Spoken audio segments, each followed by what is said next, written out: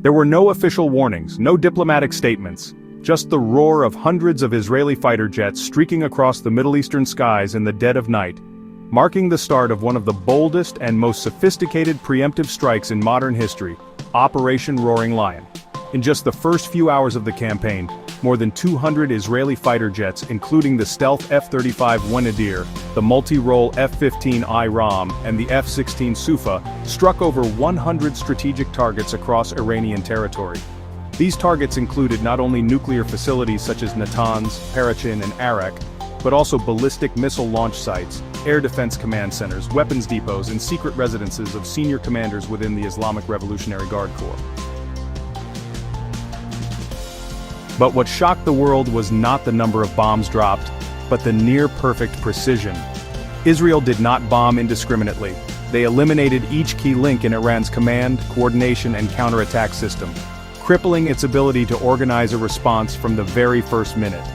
Some of the prominent figures taken out of the fight included Chief of Staff Mohammad Bagheri, IRGC Commander Hossein Salami, and even the Space Force commander who was overseeing nuclear missile development. The source of that effectiveness didn't come solely from fighter jets. Mossad and Israel's Special Forces unit Sayeret Matkal had quietly planted suicide UAV devices, observation posts, and even insider agents deep within Iran years ago. On the night of June 13th, all those assets acted simultaneously, coordinating so precisely that they nearly disabled Iran's entire air defense system within the first few minutes. While the world was still reeling from the speed and scale of the campaign, a major question arose: why now? According to analysts, the answer lies at the point of no return, when Israeli intelligence determined that Iran had the capability to produce at least 15 nuclear warheads and had completed a long-range missile system capable of striking every major city in Israel. Israel chose to take action not because they want war, but because they believe that if they don't act immediately, tomorrow will be too late. Less than 24 hours after being caught off guard by the attack, Iran launched its first retaliatory strike on Friday night. A series of explosions echoed throughout central Israel. Air raid sirens blared from Tel Aviv to Haifa, forcing millions of Israelis to rush into bomb shelters. More than 100 ballistic missiles and 100 suicide drones were launched from Iran's remaining bases, and several locations controlled by proxy forces in Iraq, Syria, and Yemen. However, the actual effectiveness of this counterattack was much lower than Tehran had anticipated. According to a statement from the Israeli Ministry of Defense, the majority of missiles and UAVs were successfully intercepted by the multi-layered defense systems, including the Iron Dome, David's Sling Arrow 2, and Arrow 3. In fact, some missiles were even shot down at long range by radar and fighter jets deployed by the United States in Jordan and the Mediterranean. The result, only about 7 missiles penetrated the defense, causing material damage in several residential areas in Tel Aviv, and injuring at least 35 people, including 2 in critical condition. On the military front, Iran has failed to achieve any deterrent effect. However, in the eyes of observers, it is the slow response that is even more concerning. Tehran's counterstrike came nearly 17 hours after Israel's airstrike, a delay long enough to reveal the chaos within the command and control system following the elimination of numerous high-ranking generals. The problem lies in Iran's overly centralized command structure, which depends almost entirely on the highest levels of the military and the Revolutionary Guard.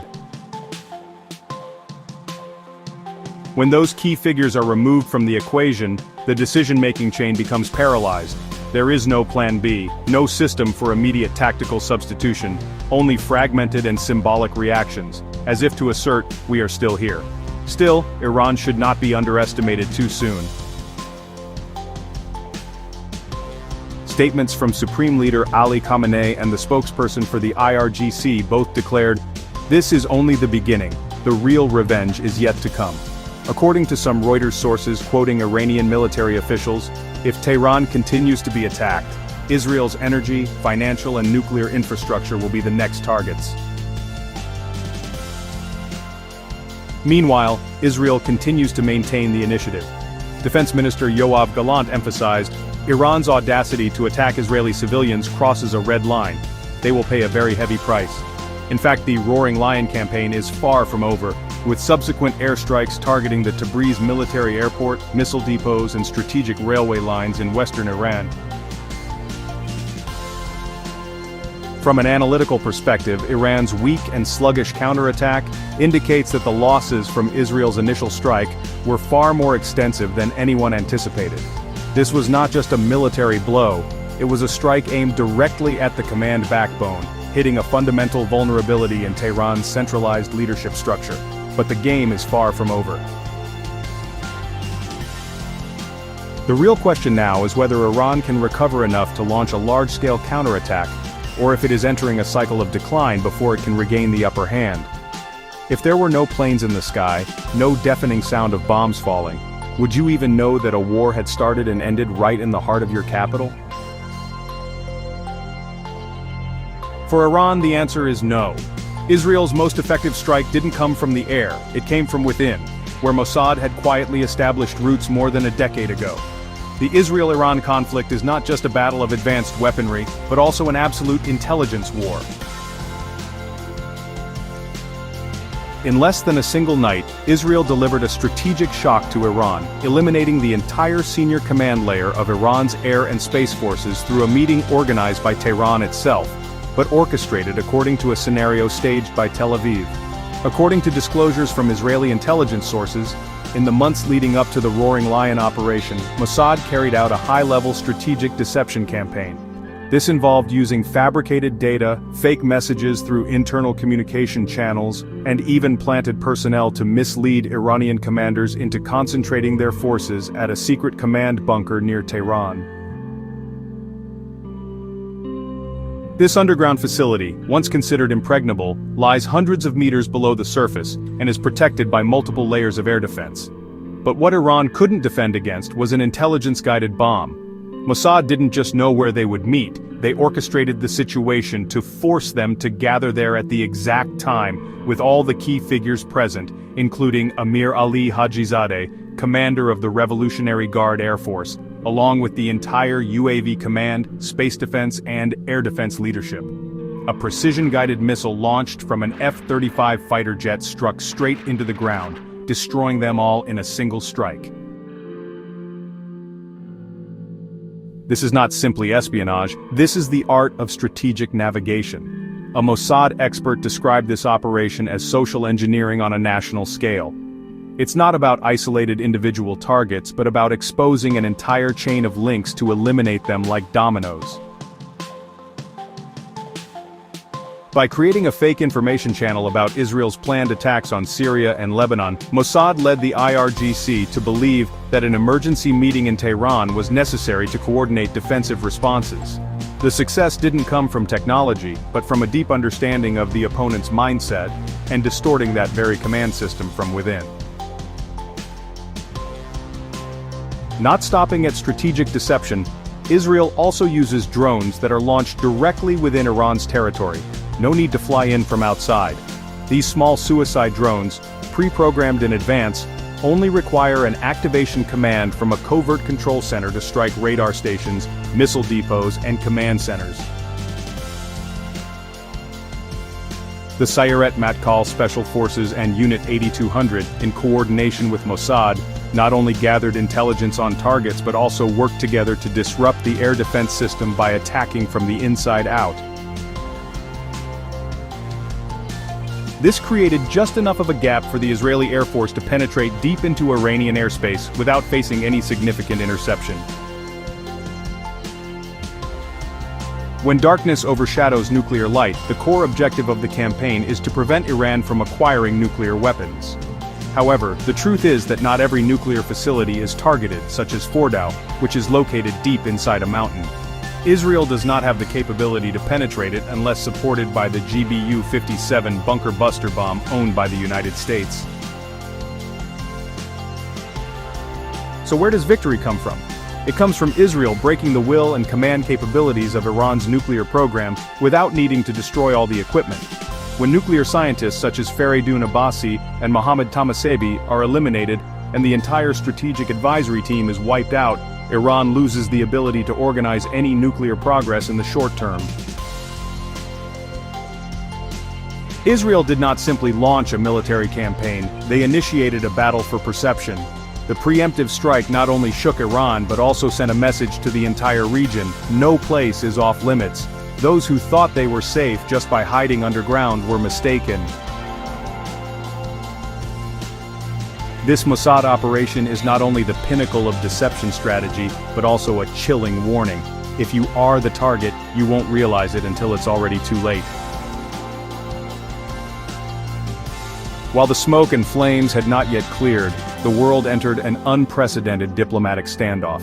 The United States affirmed it would not engage directly in combat but deployed radar systems, warships, and refueling support for Israel, signaling a tacit yet unmistakable show of support. President Trump declared, "Iran was warned 60 days ago. They didn't listen, and now it's all over." This statement raises the question, did the US know about it and give the green light? If so, this operation is the result of a silent alliance. Meanwhile, Europe is divided. France, Germany, and the UK have expressed support for Israel's right to self-defense but have called for restraint. Russia and China immediately condemned Tel Aviv's actions as a violation of sovereignty. Meanwhile, Saudi Arabia, traditionally a rival of Iran, has taken a cautious stance, not wanting to be drawn into a regional conflict. In Tehran, people are worried about the possibility of the conflict spreading internally as opposition groups begin to exploit the situation to incite protests. For the first time in many years, the image of the invincible theocratic regime has been shattered right in the capital city. Israel won the first round, but the bigger question is, will Iran stop? 3 clear scenarios have emerged. Iran launches a full-scale retaliation, drawing the United States into the conflict and sparking a major Middle East war. Iran steps back tactically, using diplomacy to regain its standing after reorganizing its leadership structure. Internal divisions within Iran have led to a shift in power from within. For Israel, a military victory is not enough. If the conflict drags on, the international community may turn its back. If Iran attacks Israel's energy facilities, the economy will suffer significant damage. But no matter what happens, one thing is clear: the Middle East chessboard is no longer the same. A new era has begun where war no longer takes place on the battlefield but starts in the shadows. The dawn light cast a warm golden glow over the surface of the Red Sea, but that peacefulness was merely a veneer masking an undercurrent storm waiting to erupt. In April 2025, a fragile ceasefire agreement was just announced between the United States and the Houthi forces in Yemen. The whole world held its breath in hope, but in these waters, where warships, drones, submarines, and high-tech weapons operate just a few nautical miles apart, any mistake could ignite the flames of war. Beneath the seemingly calm waters, 230 feet below the sea surface, a ghost moves silently. This is the USS New Mexico, a Virginia-class attack submarine, one of the most formidable strategic assets of the US Navy. It makes no sound and leaves no trace. It moves like a ghost, monitoring every development without anyone knowing it's there. At the same time, just a few dozen nautical miles away, a coastal radar station operated by the Houthi forces began detecting something unusual on the sonar screen. A faint signal appeared, a large object moving slowly with no escort vessels. There were no features indicating it was a warship. A quick analysis concluded it was a supply ship, a soft target as they called it. Immediately, an unmanned underwater vehicle was launched, compact, silent, but packed with explosives. The target to destroy the unknown ship before it could resupply American or Allied forces in the area. But the Houthis didn't realize they had just provoked something they absolutely should not have. The unmanned underwater vehicle sped through the darkness, gliding through the deep water layer, gradually approaching its target. Inside the USS New Mexico, the sailors operated the sonar system with surgical precision. They had detected an approaching object, but instead of reacting hastily, they remained silent, because they knew just one sound could jeopardize the entire surveillance mission. And then, clink, a small tapping sound echoed across the ocean depths. The unmanned underwater vehicle had made contact with the hull. No explosion, no breach, But in the world of submarines, just making contact is enough to shatter all the unwritten rules. In just a few seconds, the USS New Mexico transmitted a top-level encrypted data package. All tactical communication channels were immediately activated. No words were spoken, no red alert sounded. The entire fleet understood this was no longer reconnaissance. This was an act of war. And then, in the cold silence of the ocean, a beast had awakened. When the Houthi drone skimmed the hull of the USS New Mexico, there was no explosion, no sparks, but in the covert world of undersea warfare, that did nothing to lessen the seriousness of the incident. For a strategic attack submarine like the New Mexico, just being detected is already a failure. Being touched, that's a shock. In the control cabin, no one needed to shout. No one panicked. Every crew member understood the gravity of the situation. Not because the ship was damaged, in fact the hull remained intact, but because this was an act that crossed a red line. The USS New Mexico is a mobile territory of the United States.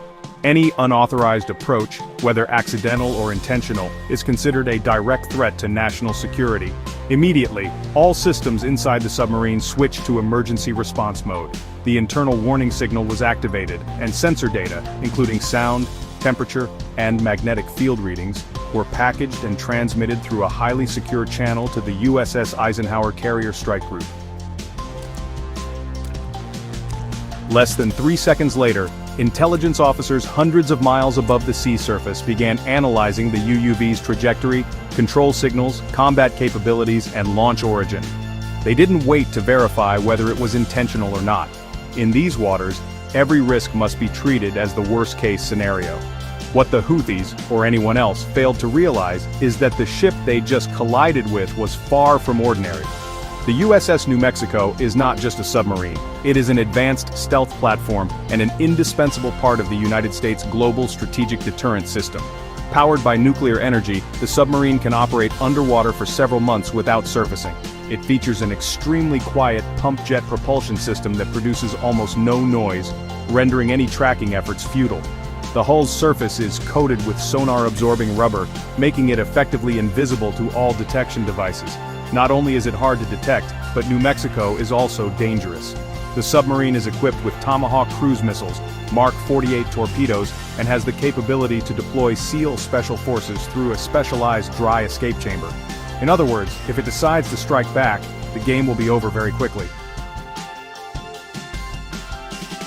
When the UUV approached, the sonar inside the New Mexico detected it, but instead of panicking or making a sudden turn, which would easily reveal its position, the crew executed a subtle evasive maneuver, a slight slide to the left, exactly as they had simulated thousands of times during training. They knew the UUV was exhibiting directed search behavior, not a drifting mine, but a remotely controlled device. Immediately upon contact, all data is encrypted and transmitted. No sirens, no sounds, just sharp lines of code cutting straight through to the Fleet Command Center. On the surface, the Eisenhower Carrier Strike Group immediately received the signal. This was no longer a technical issue. This was a strategic event. Within minutes, the entire radar, electronic sonar, and electronic warfare systems of the strike group shifted to the highest state of readiness. Meanwhile, the Houthi forces are still debating whether the UUV actually hit a supply ship or not. What they don't realize is that it struck a highly classified military platform, and a massive war machine is beginning to activate. American intelligence experts quickly traced the control signal of the Unmanned Underwater Vehicle, or UUV. The flight time, direction of movement, and type of control signal all pointed to a specific location near Ras Issa, which had long been suspected as the Houthis' underwater device coordination center. There was no need for further speculation. The action had taken place, and now it was time to respond. Although there were no casualties, the act of touching the USS New Mexico is unacceptable. Once that boundary is crossed, all political, diplomatic barriers and ceasefire agreements become meaningless.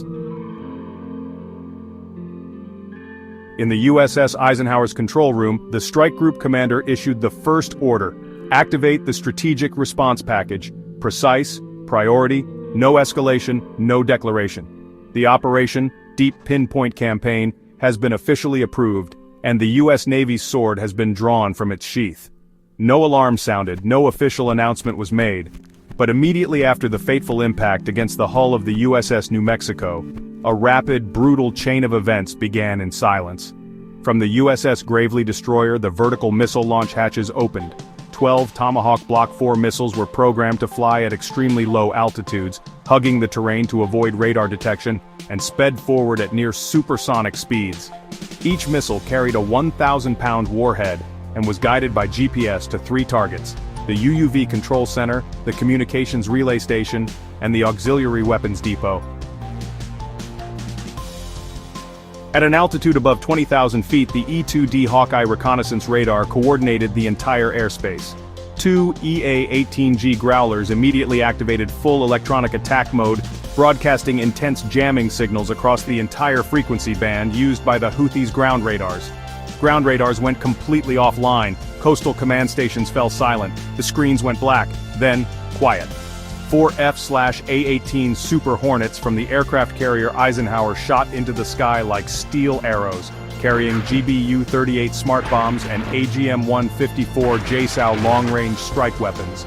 They flew low over the sea, skimming the terrain to avoid radar. No need for direct confrontation, just destruction. The Tomahawk missiles arrived first during the night. Each one pierced through the concrete roofs of the underground facilities with delayed-action warheads. A few seconds later, a rumble like an earthquake. The entire interior collapsed and shook violently. Less than 30 seconds later, the sky erupted in flames. Smart bombs were dropped from an altitude of nearly 4 miles, undetectable from the ground but precise enough to strike each designated target directly. 3 locations were completely destroyed. There was no jet smoke from surface-to-air missiles, no radar warnings, not a single shot was fired in response. On the opposing side, what unfolded was a deadly silence. All communication channels were completely cut off. Orders for redeployment never reached their destinations. Some units tried to switch to backup frequencies, but it was already too late. ISR, intelligence, surveillance, reconnaissance, U.S. platforms like the MQ-4C Triton monitored the entire situation. Infrared cameras captured images of armed pickup trucks hastily retreating from the scene. Some stopped in the middle of the road while others disappeared into the desert. No one stayed behind to defend the target. The U.S. had no intention of seizing territory. The sole objective was deterrence, and they accomplished that with absolute precision. In less than 7 minutes, Operation Deep Pinpoint was over. No declarations, no prolonged gunfire, but the entire region understood the core message. You can target drones, you can mess with destroyers, but if you touch an American submarine even once, the whole sky will come crashing down on you. Commanders from Tehran to Damascus, from Moscow to Riyadh, clearly understood that unspoken warning. In modern warfare, power doesn't need to be flaunted. A secret, swift operation with no American casualties but lasting strategic consequences for an entire month. That's the kind of strike every enemy must fear.